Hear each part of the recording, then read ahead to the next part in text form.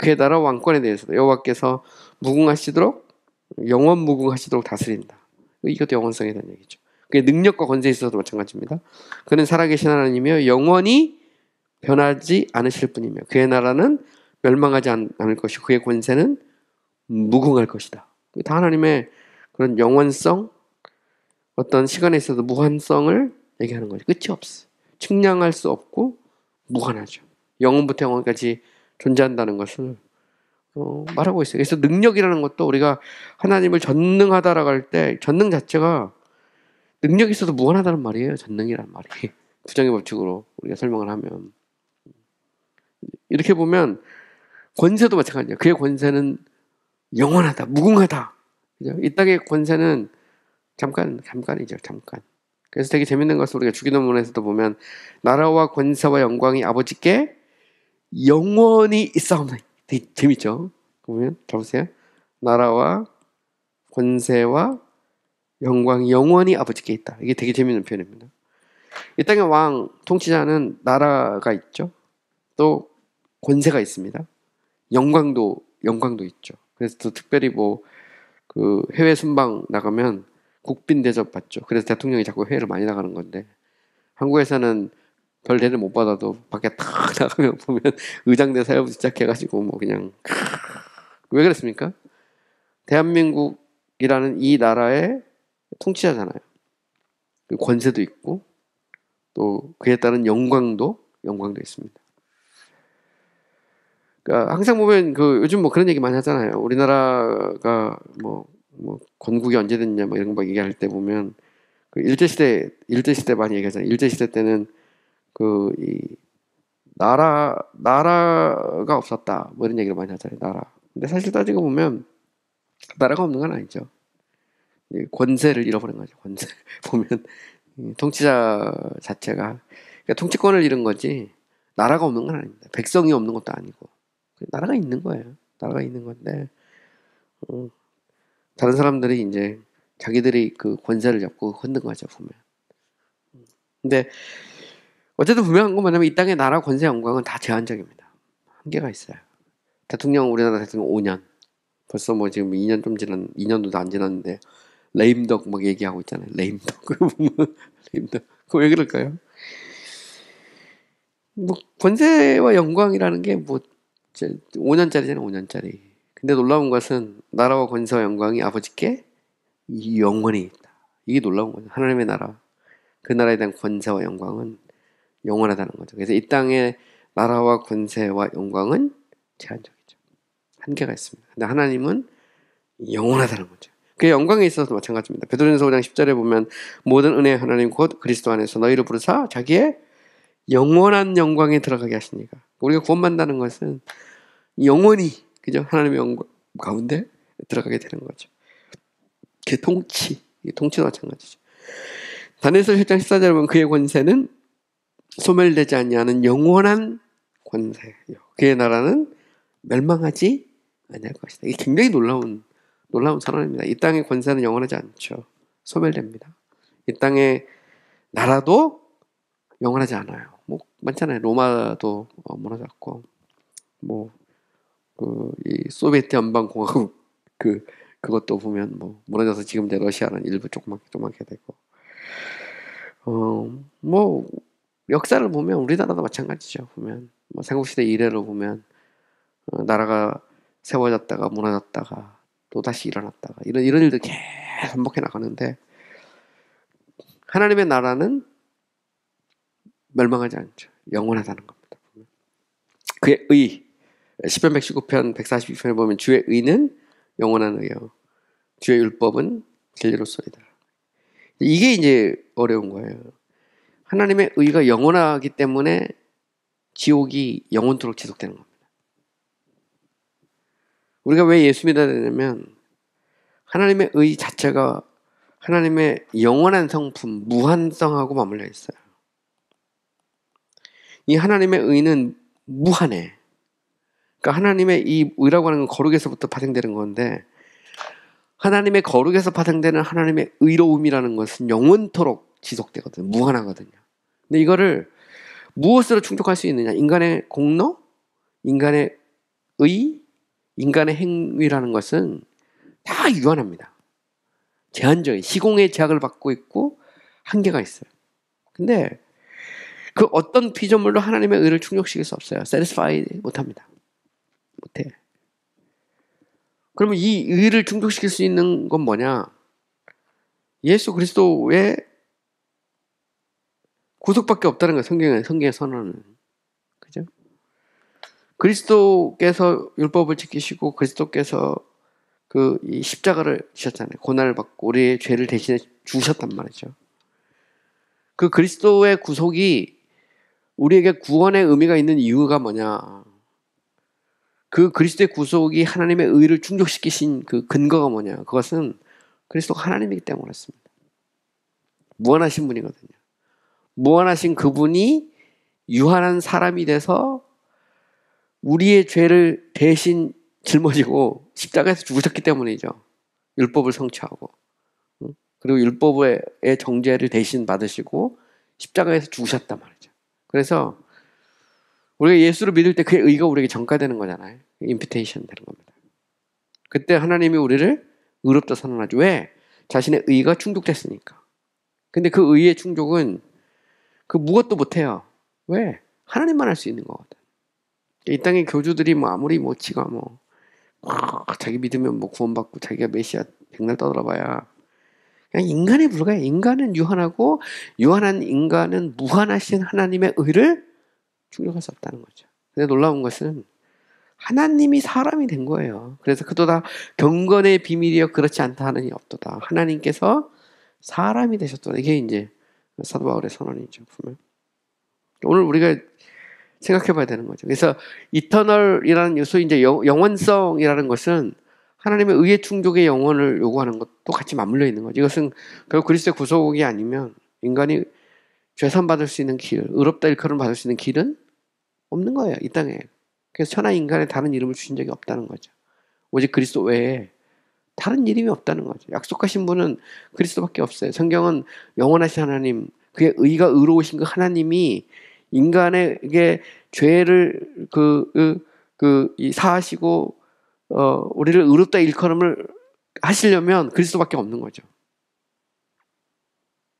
이제 카톨릭에서 문제가 됐던 건 그겁니다. 카톨릭에서 문제가 됐던 건 루터의 고민은 바로 거기 있었죠. 카톨릭은 2단계적 칭의론을 정한 거. 예수 믿으면 힘없고 그 능력 갖고 하나님의 의를 충족시킬 수 있다 이렇게 주장했거든요. 나중에 안 되니까 이제 중세 후기로 가면 최선만 다하면 된다 이렇게 됐는데 루터가 될까? 인간이 그래서 오직 의인은 믿음으로 하며 산다. 그 말씀을 묵상하다가 처음도 믿음, 마지막도 믿음. 처음도 그리스도, 마지막도 그리스도. 그리스도 외에 우리가 하나님 앞에 나갈 방법이 뭐가 있는가? 우리가 어떻게 하나님의 의를 충족시킬 수 있는가? 오직 하나님의 아들이신 그분, 그죠? 사람이 되신 그분 외에 그분의 구속, 그분의 대속, 그분의 십자가 외에 인간이 구원받을 수 있는 길이 있는가?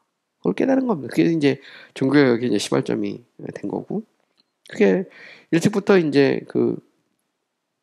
이제 신앙의 선배들이 주장했던 내용이죠.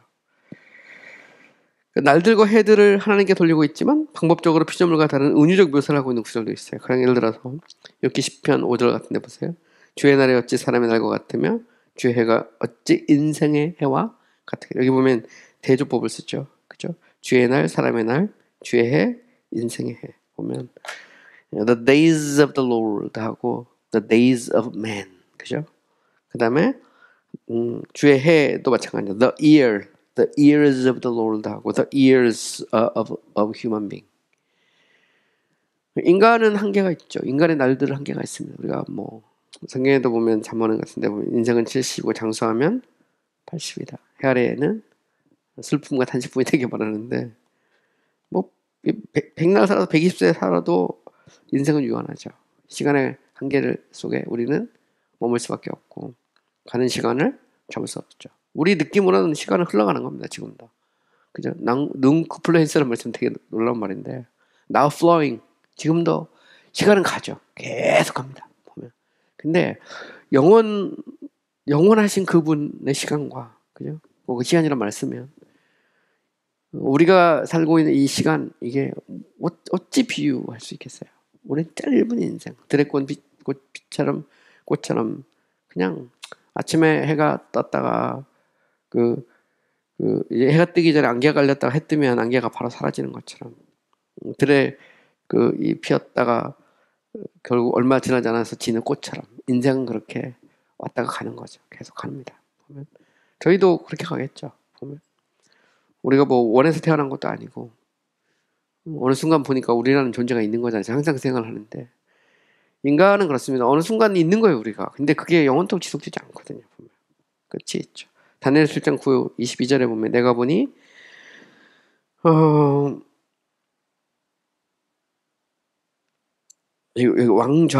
왕자죠. 왕자의 노이고 애적부터 항상 계신 이가 저장하시는. 여기 보면 애적부터 항상 계신. 애적부터 항상 계신 이가 와서 지극히 높이신 성도들을 위하여 원한을 풀어주셨고, 그죠? 때가 이름에 성도들이 나라를 얻었나이다. 여기 보면 애적부터 항상 계신 분이라는 말 나오죠.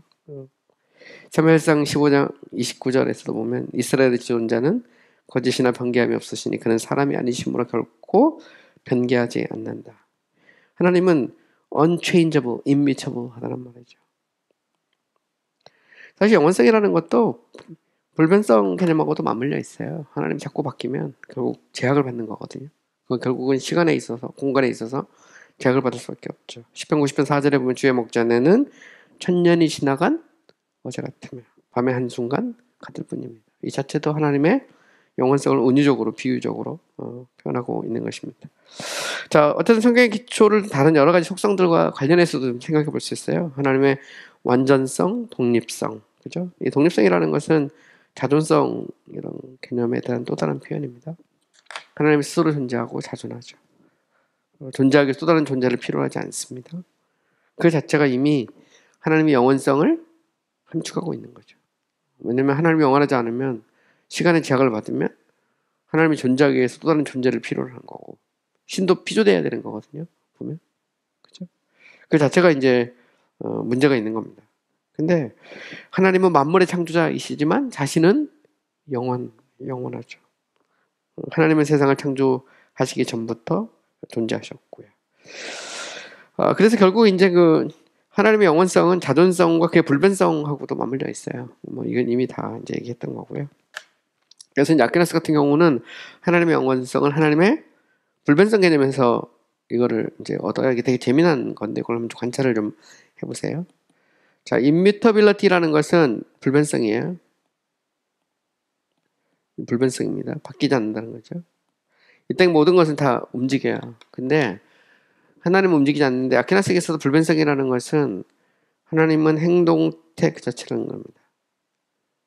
이걸 simplicity of God, 하나님의 단순성 개념하고 맞물려 있거든요. 그러니까 아퀴나스는 아리스토텔레스의 형상과 진료 이론을 기초로 해 설명을 하고 있는 거예요. 이 땅의 모든 존재는 형상과 진료로 이루어져 있고, 그리고 이 형상이라는 것은 행동태라면 진료는 잠재태거든요. 그래서 형상과 진료가 모여서 어떤 이 존재를 만들어내면 그 존재는 그 자체가 이미 진료가 되거든요. 또 다른 변화를 요구하는 포텐셜리티를 가져요. 그래서 단순성이라는 것은 하나님은 행동태 그 자체라는 겁니다. moving, 그죠? 그래서 mover, unmoved mover에서 움직이지 않으면서 움직이는 분이거든요. 이게 이제 아리스토텔레스의 이 궁극적 존재에 대한 개념이고, 이걸 가지고 이제 아퀴나스는 이제 설명을 하는 거죠.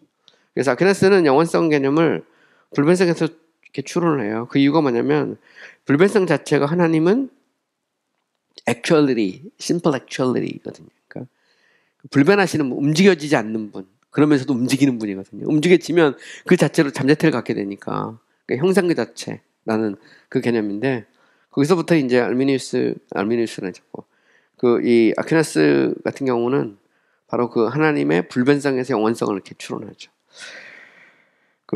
어거스틴도 마찬가지예요. 어거스틴도 보면 시간이라는 건 항상 변하는 건데 결국 영혼은 당연히 불변하는 걸로 이렇게 봅니다. 그래서 이거는 이제 아리스토텔레스의 형상과 진료 이론 같은 것들이 이렇게 깔려 있는 거예요. 그 시대적 어떤 정황 속에서 하나님이 어떤 분인지 이렇게 설명해 가는 건데, 그래서 영원성이라는 것도 하나님의 어떤 불변성에서부터 이렇게 추론을 하려고 하죠.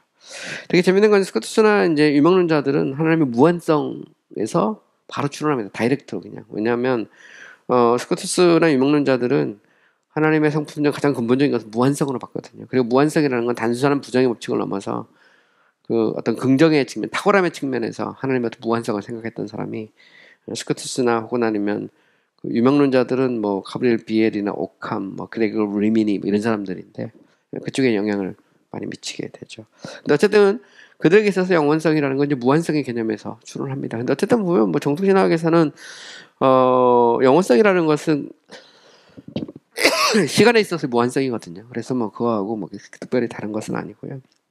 신학적으로 좀 설명을 하는 것뿐이고. 하나님이 영원하셔야 되는 이유에 대해서 에드워드 레이는 이렇게 주장합니다. 하나님은 최고의 존재죠. 그러므로 영원하셔야 된다는 겁니다. 영원한 것이 영원하지 않는 것보다 더 낫기 때문이다 이렇게 주장해요. 만약에 하나님이 그 supreme being, 최고의 존재가 아니고 또 다른 존재가 있다면, 그죠? 그러면 그 하나님은 완전하지 않죠, 그죠? 그건 뭐 그냥 그 피조물에 불과한 거거든요. 당연히 그러면 시간에 영향을 받을 수밖에 없는 것이죠. 그렇지 않다는 거죠. 두 번째는 이제 그렇지 않다면 그는 다른 어떤 것에 의존해야 한다. 그가 영원하지 않다면 그는 하나님이 아니라는 거죠. 의존적일 수밖에 없다. 그가 영원하지 않으시다면 그는 시작을 가지셔야 한다. 그렇다면 다른 무엇인가가 그것을 그에게 주어야 하며 다른 무엇인가가 그보다 나을 것이다. 하나님을 낳은 누군가가 있다면 당연히 그게 더 낫겠죠. 보면 그죠? 그 야훼보다 더 나은. 근데 성경은 나는 스스로 존재하는 자고 영원부터 계신 분이라고 선언하고 있고. 네 번째는 하나님은 모든 것을 창조하셨다. 그는 시간 그 자체도 창조하셨다. 그러므로 그는 모든 것 이전에 존재하셨으며 처음도 없으셨다. 그리고 무엇이든 시간에 존재하는 것은 영원해야 된다. 이게 되게 놀라운 선언이죠. 다섯 번째는 하나님은 영생을 가지고 있는 자들에게 영생의 저자이며 수여자이시다. 그러므로 그는 영원하셔야 한다. 영생을 줄 수 있는 것은 무엇이든지 영원하다. 영접하는 자고 그 이름을 믿는 자들에게 하나님의 자녀가 되는 권세를 주죠. 또 하나님이 세상을 이처럼 사랑하사 독생자를 주셨으니 그를 믿는 자마다 멸망치 않고 멀었죠? 영생을 얻죠. 이걸 누가 줘요? 하나님이 그리스도를 통해서. 그럼 그분이 영원해야 영생을 주죠. 영원하지 않는데 어떻게 영생을 주겠습니까? 그 자체가 영원할 수밖에 없죠. 자, 이제는 시간과 영원에 대한 문제에 대해서 여러 가지 문제 제기가 있어요. 그걸 좀 정리를 해본 건데요. 첫 번째는 하나님이 영원하다면 세상이 존재하기 전에 그는 어디 계셨는가? 그는 모든 것을 만드시기 전에 무엇을 하셨는가? 그는 왜 세상을 몇천 년보다 더 빨리 만들지 않으셨는가? 당연한 질문이 있어요. 잘 생각해 보세요. 자, 이제 영원 있고 시간이 있어요. 하나님이 창조했죠. 그럼 창조 이전에 그거는 뭐 했냐? 그래서 이제 만유제 신론 같은 경우는 우주가 곧 하나님이에요. 신이 그 우주 속에 그냥 말 그대로 제신 있는 거예요. 그 안에 들어있어요. 하나로 자체가. 근데 그렇게 되면 그 우주의 무한성을 주장해야 됩니다. 우주의 무한성. 근데 그 과학자들도 뭐 막 늘려도 아무리 해도 50억 년이거든요. 그죠? 그러니까 우주라는 것이 영원부터 영원까지 존재하지 않는다는 겁니다. 그리고 지금도 우주에 보면 그 이 초행성 같은 경우도 지금도 죽어가는 별들도 있고 새로 별들이 만들어지기도 하고 계속 그러거든요. 우주는 또 팽창하고 있고 뭐 이런 이 모든 걸 보면 이게 영원부터 영원이 아니란 말이죠. 여러 가지 그 지구가 생성된 뭐 여러 가지 그런 그 이론들을 보면 한계가 있죠. 우리가 인류도 그렇습니다. 우리가 거슬러 올라 오스트랄로피테쿠스, 크레오만 형이 다 동원해봐야 2만 년 뭐 이렇게 되죠.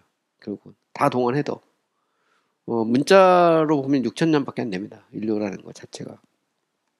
분명한 인간이 시작이 있다는 거죠. 뭐 끝 또 있겠죠, 당연히. 보면. 근데 이제 여기서 항상 문제가 그거예요. 그러면 세상 기전에 뭐 했냐? 하나님은 그럼 노셨냐? 뭐 했지? 그죠? 특별히 이제 천지창조하다 보면 마지막 날에 쉬셨잖아요. 안식했다. 안식이 뭐냐 그러면 안식했다는 말은 이제 이랬으니까 그럼 그 이전에는 그러면 뭐 했다는 말이지? 이런 질문 할 수 있잖아요. 그죠? 그 질문이에요. 여기 대해서 이제 레이의 조신을 읽어보면 레이는 이렇게 말합니다. 이것은 호기심을 불러일으키는 질문이다. 당연하죠.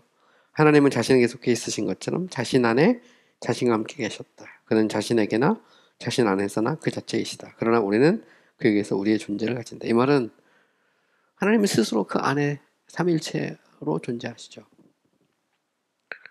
그 자체로 만족하시고 그 안에 조금도 부족함이 없으신 분입니다. 하나님 세상을 만들지 않아도 되고 그 자체로 영광 그 자체거든요. 그 하나님이 자신의 의지와 뜻을 가지고 세상을 만들기로 하신 겁니다. 아담도 만들고 하와도 만들고 또 우리도 하나님이 만드신 거죠.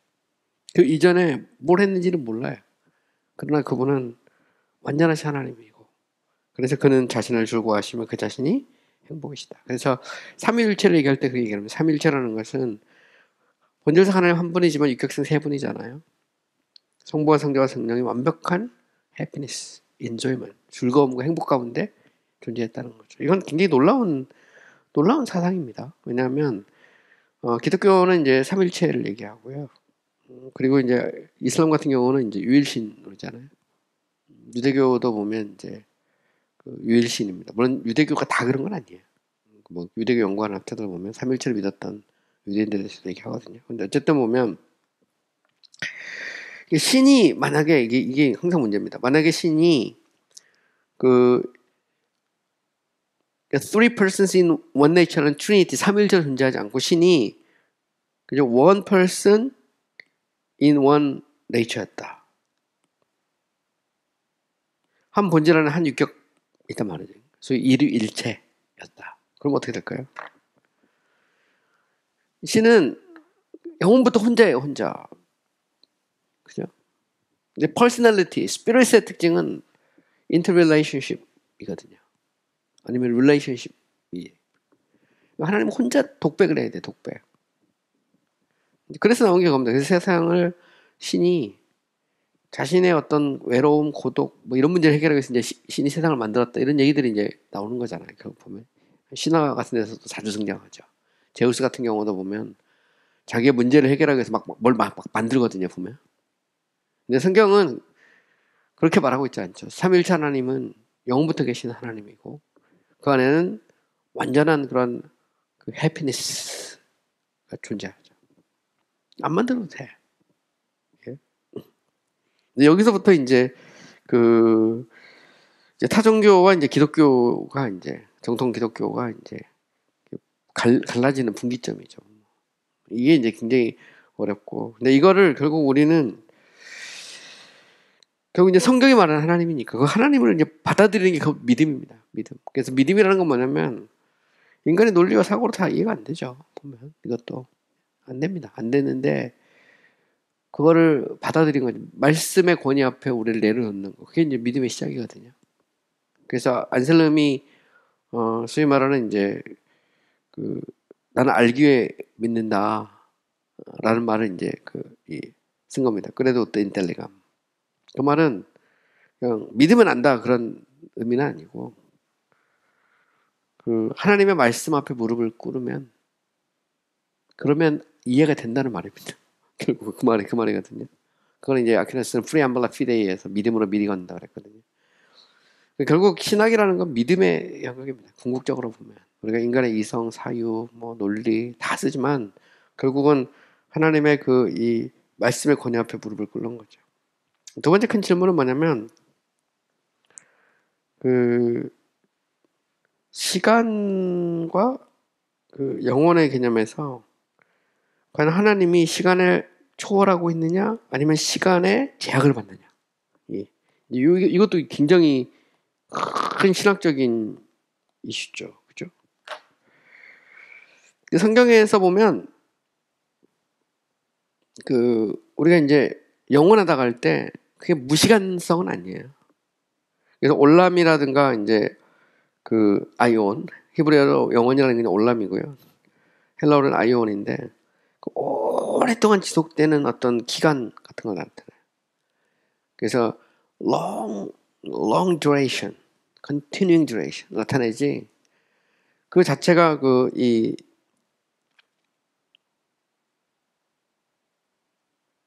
어떤 무시간적인 어떤 영원성을 말하는 건 아니라는 거죠. 이제 오스카 쿨만 같은 거 이런 얘기를 해요. 시간과 영원은 서로 반대되는 말이 아니고 제한된 시간과 무제한적이고 끝이 없는 시간일 뿐이다. 이제 이건 이제 문제가 됐죠. 보면 조금 더 보면 오스카 쿨만의 이제 한계가 뭐냐면 쿨만은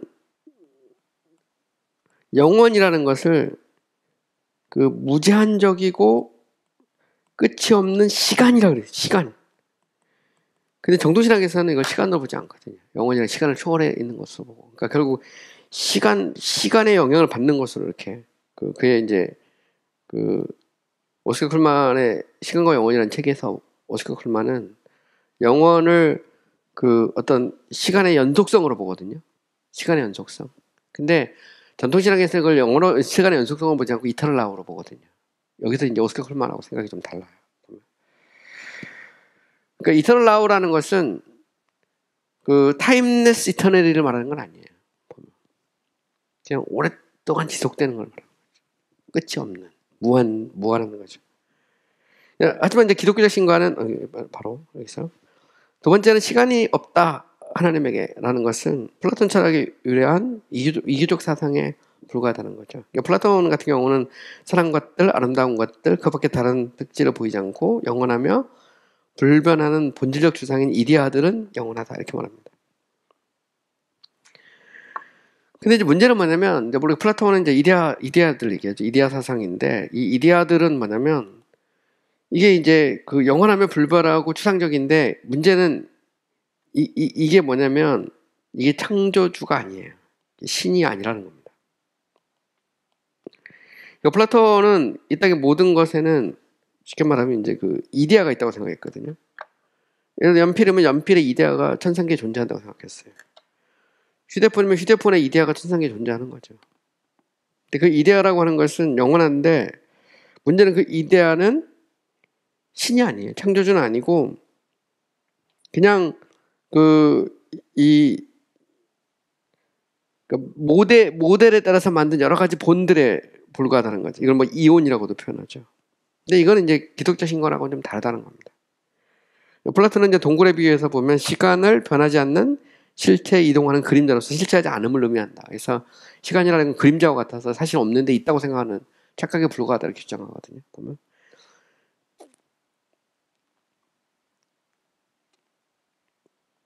하지만 기독교적 신과는 하나님에게서 시간은 실체하지 않는다고 말하는 게 아니라 하나님이 시간을 창조하시고 그 시간 속에서 일하신다라고 말한다는 것이죠. 그러니까 결국 시간이라고 하는 것 자체는 이 자체가 피조죠. 영원이라는 것은 시간의 무한성이에요. 측량이 안 되는 겁니다. 근데 하나님은 그 시간 속에 들어오셔서 일하시죠. 아리스토텔레스는 영원의 시작도 없고 끝이 없지만 언제나 운동과 변화를 포함하는 것을 이해합니다. 이것도 기독교 신앙하고 달라요. 왜냐하면 시간이라는 것 자체에서 얘기할 때 시간과 영원이라고 할 때 시간은 그래요. 어차피 한계가 있으니까. 근데 영원조차도 뭐라고 생각했냐면 여기에 운동과 변화 이 자체가 뭐냐면 잠재태가 됩니다. 잠재태. 근데 기독교에서도 영혼이라는 것은 포텐셜리티가 아니에요. 뭔가를 내포하고 있는, 뭔가 바뀔 수 있는, 뭔가를 내포하고 있는, 그러니까 무슨 에너지의 응집 이런 게 아니라는 거죠. 보면. 성경은 무시간적 영혼에 대해서 가르치지 않고 있죠. 성경은 역사와 시간과 연대기와 시간과 시간들에 대해서 말하고 있는 책이라는 거죠. 그러니까 역사 속에서 일하시는 하나님에 대해서 이야기하죠. 성경은 시간 속에서 일하시는 하나님뿐만 아니라 그 시간을 창조하신 하나님에 대해서도 시간 시작이나 끝이 없으시지만 시간 속에 존재하시는 하나님에 대해서도 말하고 있죠.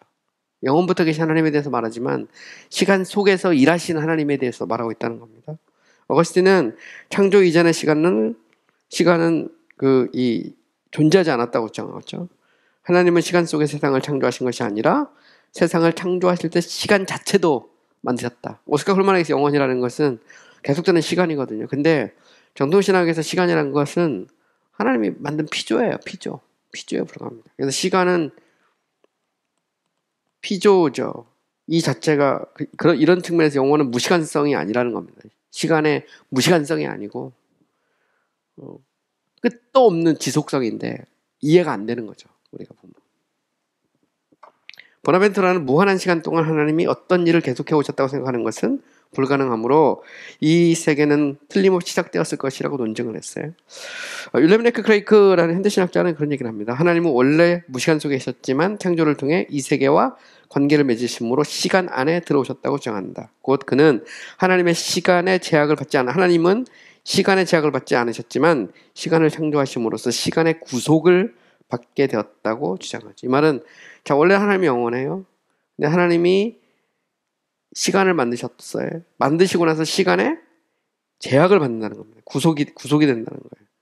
이건 상당히 알미니스적인 개념하고도 맞물려 있어요. 알미니스는 하나님의 영원성을 주장하거든요. 근데 하나님이 세상을 만드실 때, 특히 인격적 피조물을 만들 때 하나님은 인격적 피조물의 반응에 의해서 자기의 지식을 유보합니다. 그 말은 시간 자체를 하나님이 보면 이 시간 자체의 구속을 받아요. 하나님이.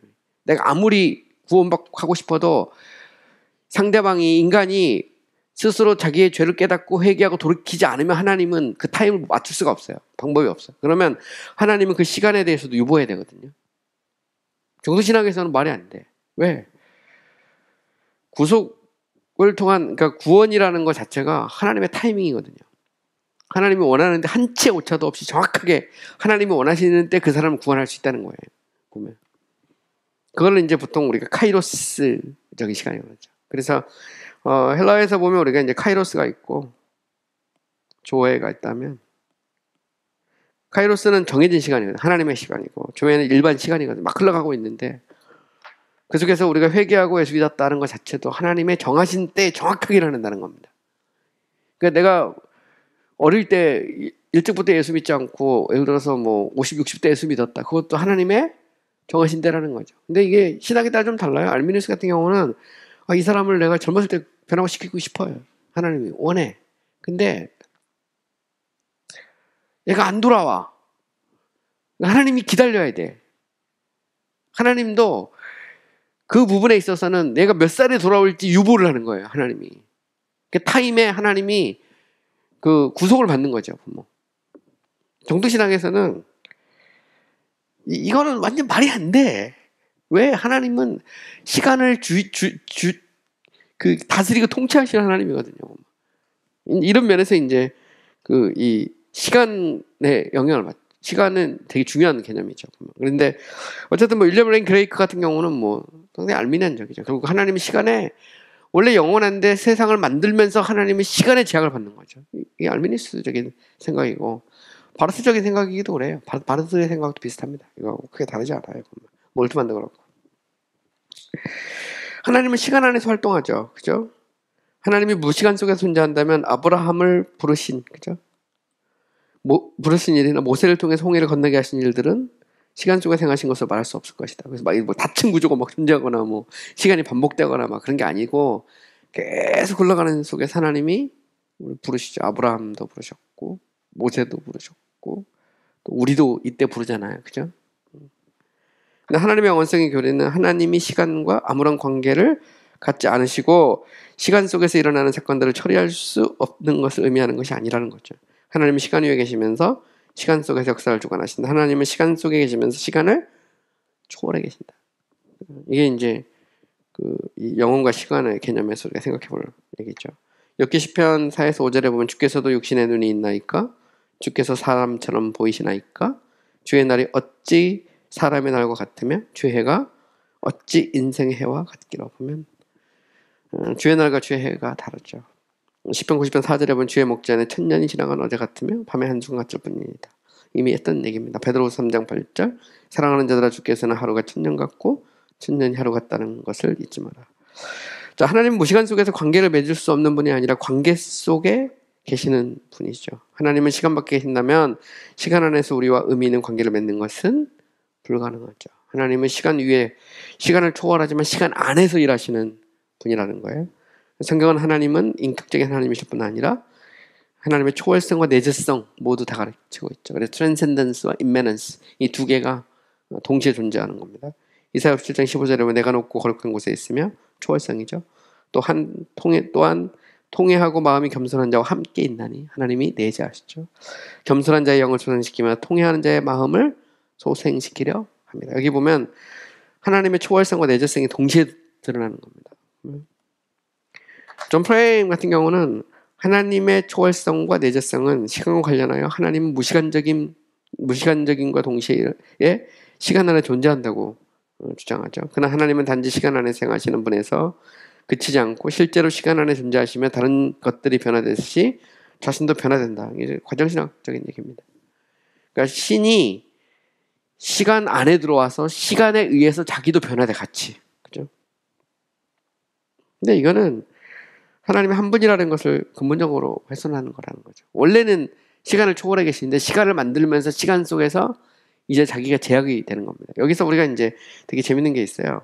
그러니까 알미니우스적인 신관하고 과정신학적인 신관, 프레임 같은 경우도 과정신학적인데 차이가 뭐냐면 알미니우스는 원래 하나님은 완전하신 분이세요. 본질적으로 보면 영원하신 분입니다. 편재하고 무한하고 불변하고 이걸 거부하지 않아요. 알미니우스는.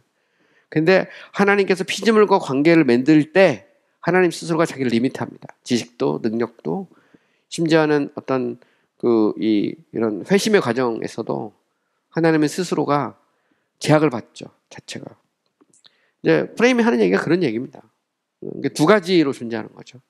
자체가. 바르트도 마찬가지예요. 바르트도. 이게 두 개 같이 이렇게 존재합니다. 과정신학은 원래 그냥 본질적으로 하나님은 불완전해요. 하나님은 시간의 제약을 받습니다. 보면. 그래서 과정신학 자체가 뭐냐면 하나님은 결국 그 시간과 더불어서 자기도 바뀌고 자기도 발전해 가고 완성해 가는 겁니다. 그러니까 알미니스적 신과는 원래 완전했는데 불완전한 존재로 대기로 택하는 거고. 그죠? 과정신학은 원래 불완전했는데 완전하신 신으로 만들어져 가는 과정이죠. 피조물에 의해서. 그래서 자기도 바뀌는 겁니다. 계속 하나님도 바뀌어 나가는 거죠. 정통신학에서는 말도 안 되죠. 그 하나님이 완전하신 분이 불완전한 분이 되면 그분이 신이냐 이것도 질문이 되고 두 번째는 그게 가능하냐. 그죠? 쉽게 말하면 완전하신 그분이 자기를 잠재태를 갖는 건데 그러니까 하나님의 단순성은 어떻게 되냐 할 때 알면서 하나님의 단순성 인정하거든요. 심플리시티하고 같이 인정하면서도 동시에 이게 피조물과 관계할 때는 자기를 확 리미트하거든요. 이게 과연 가능하냐. 바르트는 이걸 변증법으로 풀려고 했던 거고 이 두 자체를 보면 웨슬리 같은 경우도 상당히 알미니우스적이면서도 바르트적인 그런 길이에요. 알미니우스 같은 경우 몰트만도 비슷하고 서로가 이렇게 그러니까 신은 완전한데 불완전하게로 선택하는 그런 개념. 신은 영원한데 시간에 의해서 변화되고 제약을 받는 그런 이제 어떤 신 개념으로 자기의 길을 설정하죠. 이 점에서 이제 프레임은 이제 알미니우스나 바르트의 길을 따르죠. 오토베버도 마찬가지입니다. 원래는 영원한데 시간에 의해서 제약을 받는 이게 이제 멀린석 하나의 길이죠. 그 전에 있었던 이제 서던 베프티스트에 있었던 자레이 브라더스나 이런 바질맨니나 이런 사람들은 말도 안 되죠. 정통신학에서는 있을 수 없습니다. 침례교 안에는 정통신학적인 주류도 있지만 또 이렇게 좀 알미니우스적이면서 바르트적인 그런 사고를 가진 신학자들도 있었던 것이죠. 그 속에서 과연 우리는 어떤 길을 택할지 그런 거를 우리가 좀 고민을 해봐야 됩니다. 그래서 무조건 침례교 신학은 중도 신학에서 말도 안 되는 스캔티아 미디어를 주장한 사람이 침례교에서 얼마나 되겠어요? 솔직히 말하면 제가 보면 오히려 하나님의 어떤 주권, 정통성, 완전하심. 근데 우리가 교회에서 보면 다 전지하고 전능하고 영원하고 편지하잖아요. 무소부재 맨날 기도하잖아요. 그 말 속에는 이미 정통적 신관이 쫙 깔려 있는 겁니다. 보면. 우리가 인정을 하든 인정하지 않든. 또 이제 이런 비판도 있어요. 하나님의 영원성, 하나님의 인격성과 충돌한다. 항상 늘 얘기하는 게 그겁니다. 그러니까 personal, relational 이 안에 결국 리미트 개념이 들어있느냐는 개념이에요. 알미니우스나 바르트나 오토베버나 멀린스나 카너 뭐 이쪽으로는 리미트가 들어있다는 거예요. 퍼스널 릴레이션 안에. 몰탄도 그렇고. 정토신앙에서는 말이 안 돼. 리미트라는 거는. 하나님이 인격적이면서도 얼마든지 피조물과 관계 속에서, 그죠? 주권을 가지고 행하시지만 하나님은 비인격적 존재가 아니라는 거죠. 근데 생각해보면 영원성이라는 것은 하나님의 완전성을 전제로 하는 건데 이게 하나님의 인격성 개념과 충돌할 수 있다는 거거든요. 계속해서. 그리고 인격의 담지자로서의 인간, 하나님의 형상대로 피조물을 받은 인간의 상태는 어떠냐? 이게 이제 중요하죠. 보면. 정통신학에서는 인간은 전적으로 무능력하고 타락한 존재고, 반면에 이제 그 알미니우스나 뭐 에라스무스, 뭐 좀 요즘 많은 현대신학자들에서도 보면 거기서는 인간은 그렇게까지 이렇게 부패하지 않았다는 거거든요. 스스로 회개하고 믿을 수 있는 능력은 있어야 되고, 거기에 의해서 신은 자신의 지식도 능력도 심지어는 영원성이나 편재성, 불변성 같은 것도 리미트할 수 있다는 겁니다. 상황에 따라서 얼마든지. 그것을 퍼스널 앤 릴레이셔널로 볼 거냐. 이게 이제 굉장히 그 신학에 있어서 그 길이 다르죠. 보면. 제가 이제 미국에 공부할 때 폴리 라버슨 같은 사람들은 다 리미트예요. 하나님은. 라버슨은 뭐 정확하게 리미트거든요. 하나님 스스로 모르기로 한 거예요. 시간의 제약을 받아 하나님도. 그래서 기다려야 돼요. 막 하나님이 원하는 때 변화를 못 시켜요. 보면. 근데 과연 이거를 우리가 신학이라고 받을 수 있느냐? 그거는 생각을 해봐야죠. 그죠? 그러니까 결국은 우리가 이터널 나우라고 할 때 여기서 바빙크가 한 얘기인데요. 이 나우라는 그 현재라는 개념은, 그죠? 이게 이 영원히 멈춰 있고 움직이지 않는 어떤 한순간으로서의 어떤 현재 개념이 아니라는 겁니다. 하나님에게서는. 오히려 하나님의 영원성은 하나님의 충만하심, fullness. 하나님의 영원성은 단지 시간의 존재를 부인하는 것이 아니라 하나님이 무한히 충만한 삶, 그죠? 그걸 단언하는 것이다. 이렇게 바빙크는 얘기를 하는 거죠. 그래서 나우라는 것은 현재의 제약을 받는 의미가 아니라는 겁니다. 오히려 그것을 초월하고 다스리는 하나님을 의미하죠. 또한 이제 어떤 비판도 있냐면 하나님의 영원성은 모든 시간을 똑같은 이터널 나오니까 다 똑같다는 의미죠. 그거는 하나님인데 문제는 그거는 하나님의 측면이지 우리 측면은 아니거든요. 폴 헬렌 같은 경우는 이제 이렇게 보면 모든 것이 하나님에게 현재라고 말하는 것은 모든 것이 하나님에게 시간적으로 현재라고 말하는 것이 아니라 하나님은 모든 것이 단번에 일어나는 것으로 경험하신다고 말하는 것이다. 이렇게 말하죠. 오히려 시간과 관련된 하나님의 무한성은 우리에게 하나님의 크심은 우리의 이해를 뛰어넘는다는 것을 보여준다. 그래서 매그니투도에 하나님의 위대하심, 하나님의 어떤 위대하심을 의미하는 거지 이터널 나오는 하나님이 현재에 갇혀있다는 개념은 아니라는 거죠. 무시간성이나 이렇게 얘기를 하는 겁니다. 전호행 같은 경우는 지금의 우리는 어제의 우리가 아니고 매 순간 변화하며 내일은 우리가 아니게 되죠. 우리는 시간의 제약을 받으니까. 하지만 하나님은 지금도 여전히 동일하시고 이 세가 있기 전 영원부터 동일하다. 그게 이제 소위 말하는 영원성, 이터널 라우 개념이라는 겁니다. 욥기 36편 24절에 보면 그대는 하나님께서 하신 일을 기억하고 높이라. 잊지 말라. 인생이 그 일을 찬송하였느니라. 하나님이 하신 그 일 우리는 찬미하고 높이지. 인생은 유한하지만 하나님은 영원하시죠. 자, 하나님의 영원성에 대해서 에드워드 레이가 이제 실천적인 적용 어플리케이션을 몇 가지 했습니다. 첫 번째로 하나님의 사랑과 선택 또한 영원하다. 하나님의 신자들에게 영생을 주신다. 이게 되게 놀라운 얘기죠. 자, 우리가 선택, 우리가 이터널 일렉션 그러잖아요. 세상이 만들어지기 전에 하나님이 택했다. 영원 속에서 그리스도 안에서 우리를 택했다 할 때 또 영생을 주신다. 이게 영원성 개념과 맞물려 있죠. 또한 하나님이 영원하다는 건 우리에게 위로가 되죠. 그죠? 친구들은 죽고 재산은 사라져도 하나님은 영원히 계시며 결코 실패하지 아니라는 겁니다. 시편 102편 12, 13절에 보면 여호와여 주는 영원히 계시고 주에 대한 기억은 대대 이르리로다. 주께서 일어나사 시온을 국률에 계시더니 지금은 그에게 은혜를 베푸실 때라. 정한 기한이 다가오면 여기 보면 정한 기한도 있고 영혼도 있죠. 하나님은 이 시간을 정하시죠.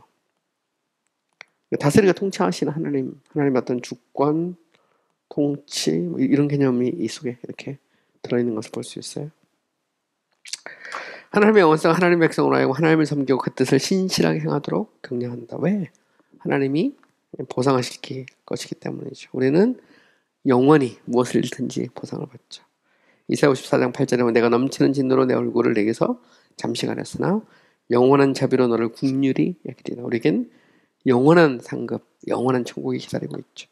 고린도서 4장 10절 18절에 보면 우리가 잠시 받는 환난에 경한 것이 지극히 크고 영원한 영광에 중한 것을 우리에게 이루게 함이니 우리가 주목하여 하는 것은 보이는 것이 아니요 보이지 않는 것이니 보이는 것은 잠깐이요 보이지 않는 것은 영원하다. 그래서 eternal benefit, eternal 아주 영원한 어떤 그 하나님의 어떤 선물 보답이 우리를 기다리고 있다는 것이죠. 또한 그건 사악한 자들에게는 공포가 되죠. 왜냐하면 영원한 심판, 그죠? 영원한 지옥, 영원한 정죄. 그래서 놀라운 건 하나님이 영원부터 준비하셨다 이런 말도 나와요. 그래서 마태복음 25장 41절에 보면 또 왼편에 있는 자들에게 이르시되 저주받은 자들아 나를 떠난 마귀와 그의 사자들을 위하여 예비된 영원한 불, 하나님이 영원 속에서 천국과 지옥을 예비하셨다는 그런 말이죠.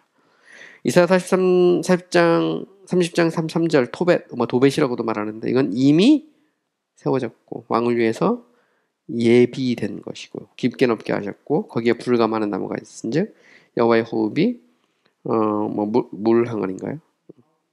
예, 유황 개천 같아서 지옥에 대한 말이죠. 지옥 토벳 미리 준비하셨다는 말이죠. 또한 우리는 주의 깊게 간절히 그를 찾아야 하며 영원한 친구에게 우리의 행복을 둬야 된다. 다른 모든 것은 사라지기 때문이다. 우리가 그의 호의를 얻는다면 영원히 잃어버리지 않을 것이며 그는 영원한 친구가 되실 것이고 그의 진리와 자비는 영원히 머물러 있을 것이다. 이게 우리에게 위로가 된다는 말이죠. 우리는 매 순간 영혼을 묵상하고 날마다 이를 경신해야 된다는 거예요. 연약하고 썩을 욕심도 영원하다면 우리의 영혼 또한 영원히 살아야 된다. 그러므로 영원한 것들을 생각하라는 것이죠. 라틴어로 쓴 말인데요. 제가 번역해 놓은 건데 영원히 역부되지 않는다면 아무리 위대한 것도 안전하지 못하다. 이 땅에 있는 거 다 사라지죠. 고린도서 3장 2절에 보면 위의 것 생각하고 땅의 것 생각하지 말라. 고린도서 4장 18절 우리가 주목하는 것은 보이는 것이 아니요 보이지 않는 것이니 보이는 것은 잠깐이요 보이지 않는 것은 영원합니다. 우리는 영원한 천국, 영원한 상급을 바라보면서 오늘도 인내하고 믿음으로 살죠. 이 땅의 시간은 짧고 이후의 시간은 영원합니다. 그래서 전도서 9장 10절, 마태복음 6장 19절, 디모데전서 6장 19절 너무 많죠. 성경에 보면 수월에 대한 얘기도 있고 또 보물을 땅에 쌓아두지 말고 하늘에 쌓아두라는 말도 있고 또 이것이 장래에 자기를 위하여 좋은 터를 쌓아 참된 생명, 이번 장래 미래에 대해서 우리가 생각해야 되죠. 영혼성에 대해서 오늘 여기까지 하겠습니다. 다음 시간에는 이제 두 번째 부류에 속하는 속성들에 대해서 이제 구체적으로 생각해 볼 건데요. 하나님의 행위와 관련된 그런 속성들, 상대적 속성이라고도 하고 공의적 속성이라고도 합니다. 하나님의 지식, 지혜, 능력, 선하심, 하나님의 거룩, 사랑, 의 이런 것들이 이제 계속해서 다뤄지는데 굉장히 중요한 주제예요. 사실 조리신학은 이게 신론을 하잖아요. 그럼 거의 조리신학의 전체 방향이 이렇게 설정이 됩니다. 그래서 우리가 신학서론, 성경론, 신론 여기까지 가면 이제 큰 전체적인 그림들이 다 그려지거든요.